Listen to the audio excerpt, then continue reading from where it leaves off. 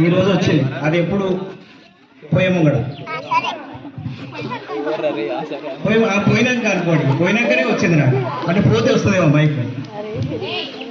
చాలా చెప్పాలనుకుంటాం పిల్లలకి, ఎన్నో చెప్పాలి.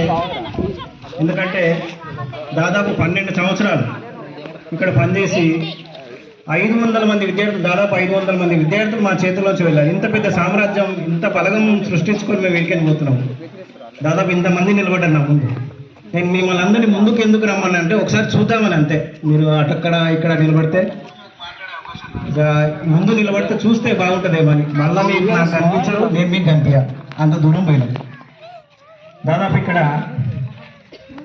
నేను పెళ్లి కాకముందుకు వచ్చినాయి దాదాపు ఒక 29-30 ఏళ్ళు ఉంటాయి అనుకుంటా. అప్పుడు అందరం వయసులో ఉన్న వాళ్ళమే.